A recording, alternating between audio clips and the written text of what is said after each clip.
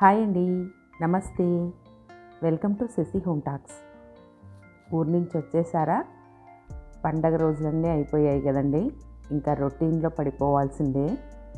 ఈరోజు నేను బ్రేక్ఫాస్ట్ కోసం ఒక హెల్దీ రెసిపీ ఆలోచించాను. మై ఓన్ ఎక్స్పెరిమెంట్ అన్నమాట. ఉల్లిపాయలు కట్ చేస్తున్నాను మొదటగా. అయితే చాలా ఈజీ రెసిపీ. ఈరోజు జొన్నపిండితో చేస్తున్నాను. రెగ్యులర్గా జొన్నపిండితో చాలా వెరైటీసే చేసుకోవచ్చు, చాలా టేస్టీగా కూడా ఉంటాయి. ఈరోజు ప్రిపరేషన్ అన్నమాట. నేను 2 ఉల్లిపాయల్ని కట్ చేశాను, మిక్సీ జార్లో వేసుకున్నాను. అందులోకి చిన్న అల్లం ముక్క కట్ చేసి వేశాను. ఒక చిన్న కప్పు వేయించిన పల్లీలు కానీ పచ్చి పల్లీలు ఏవైనా వేసుకోవచ్చు. కొన్ని ఎండుమిరపకాయలు, 4 ఎండుమిరపకాయలు తుంచి వేశాను. కొంచెం కరివేపాకు, అన్నీ మిక్సీకి పట్టుకోవాలి. ఇది చట్నీ అన్నమాట. దీన్ని పచ్చడి రోటీలు అని పేరు పెట్టాను, నేనే పెట్టాను. ఈ పచ్చడి తయారైపోయింది. అంటే పల్లీల పచ్చడి తయారు చేసుకున్నాను. స్టవ్ వెలిగించేసి ఒక బాణలి పెట్టేసుకొని అందులోకి 2 కప్పుల నీళ్లు వేసినాను. ఆ తర్వాత కొంచెం ఉప్పు, ఆ రెసిపీకి తగినంత ఉప్పు వేసుకోవాలి. నెక్స్ట్ మనము కొంచెం జీలకర్ర 1 స్పూన్ వేసాను. ఆ తర్వాత ఈ రుబ్బిన రోట్లో కానీ ఇలా మిక్సీలో కానీ రుబ్బుకున్న రోటి పచ్చడిని ఇందులో వేసుకోవాలి. స్టవ్ ఆఫ్ చేసుకోవాలి. బాగా నీళ్లు వేడెక్కిన తర్వాత ఈ పచ్చడి వేసేసి ఆ నీళ్ళల్లో కలిపేసుకోవాలి. చాలా ఈజీ రెసిపీ అండి, భలే టేస్టీగా ఉంటుంది. దీంట్లోకి ఏ విధమైన సైడ్ డిష్ కూడా అక్కర్లేదు. ఇంకా ఇందులోకి 3 కప్పుల జొన్నపిండిని వేస్తున్నాను. ఏ కప్పుతో కొలుచుకున్నామో అదే కప్పుతో 2 కప్పుల నీళ్ళు, కొంచెం మనము ఆ పచ్చడి వేసుకోవాలి. ఆ తర్వాత 3 కప్పుల జొన్నపిండిని వేసేసి బాగా స్పూన్తో కలిపేసుకోవాలి. కర్రతో కానీ స్పూన్తో కానీ కలిపేసుకోవాలి. ఈ కొలతతో నీళ్లు వేసుకుంటే మనకు కరెక్ట్గా సరిపోతుందన్నమాట. కొంచెం లూజ్గానే ఉండాలి. రెగ్యులర్ గోధుమ పిండి కంటే కూడా కొంచెం లూజుగా తడుపుకోవాలి. ఇలా కలిపిన తర్వాత బాగా మన చేతికి అతుక్కుపోకుండా ఇలా పిండి వస్తుంది చూడండి, ఇది రెడీగా పెట్టుకోవాలి. నానబెట్టాల్సిన అవసరం కూడా లేదు.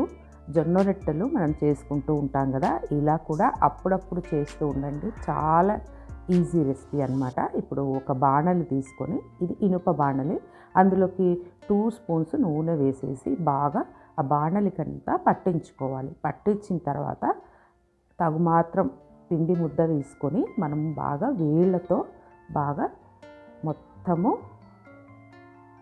బాణలికి నొక్కి ఇలా స్ప్రెడ్ చేయాలన్నమాట. ఈ ప్రాసెస్ ఎంత బాగుంటుందో, మన వేళ్ళకి కూడా ఎక్సర్సైజ్ అవుతుందండి.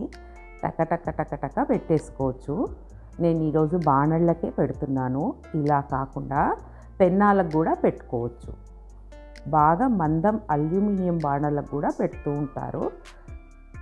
ఆ తర్వాత ఇలా హోల్స్ పెట్టేస్తున్నాను.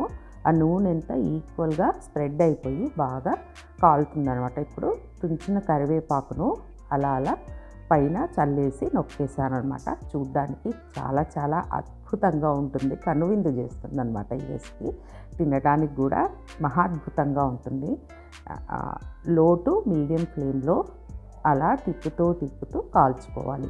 మొదట మధ్యలో కాల్చేసి ఆ తర్వాత కొంచెం అలా అలా స్లాంటింగ్గా తిప్పుతూ కాల్చామంటే ఈక్వల్గా కాలుతుంది. ఇది గట్టిగా కూడా కాల్చుకోవచ్చు, సాఫ్ట్గా కూడా కాల్చుకోవచ్చు. అలా వదిలేసేయండి, అది కాలుతూ ఉంటుంది. మొదటేమో కాస్త మూత పెట్టేసి కాల్చండి, త్వరగా రెసిపీ అయిపోతుంది. మూత పెట్టకుండా రెసిపీ చేసుకోవచ్చు. కాస్త త్వరగా అవ్వాలి, మాడకుండా ఉండాలి అంటే కాస్త మూత పెట్టేసేయండి.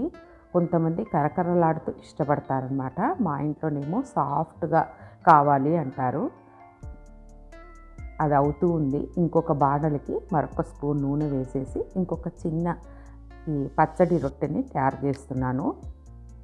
చాలా ఈజీ అండి. అసలు మీరు ఎప్పుడైనా ఇలాంటి రెసిపీస్ చేసేస్తుంటారా? ఇది 100% రాయలసీమ రెసిపీ అన్నమాట. ఒకేసారి చాలా స్పీడ్గా చేసేసుకోవచ్చు. ఇలా పెన్నాలు కానీ బాణళ్ళు కానీ రెడీగా ఉండాలన్నమాట.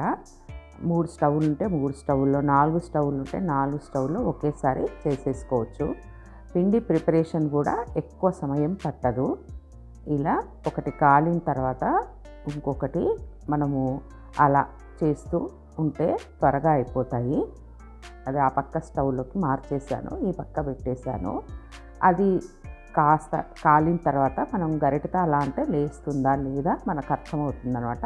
అయిపోయింది, అది చక్కగా కాలింది. స్టవ్ ఆఫ్ చేశాను. స్టవ్ ఆఫ్ చేసిన తర్వాత 5 నిమిషాలు అలాగే వదిలేసేయండి, నీట్గా వచ్చేస్తుంది అనమాట. చూడండి, సూపర్ ఉంటుంది. దీంట్లోకి నంచుకోవడానికి ఏమీ అక్కర్లేదు.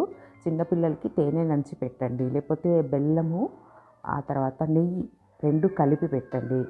ఆవకాయ నెయ్యి కూడా చాలా బాగుంటుంది. ఏదైనా పచ్చడితో కూడా బాగుంటుంది. అలాగే కూడా ఇంకా సూపర్గా ఉంటుంది. రెండవది కూడా అయిపోయింది. చూసారు కదా, ముద్దు ముద్దుగా భలే టేస్టీగా ఉండే ఈ పచ్చడి రొట్టెలు రెడీ అయిపోయినాయి. ఈరోజు నేను చేసిన ఈ రెసిపీ మీకు నచ్చినట్లయితే లైక్ చేయండి, షేర్ చేయండి, సబ్స్క్రైబ్ చేసి బెల్ ఐకాన్ని క్లిక్ చేయండి. Thank you.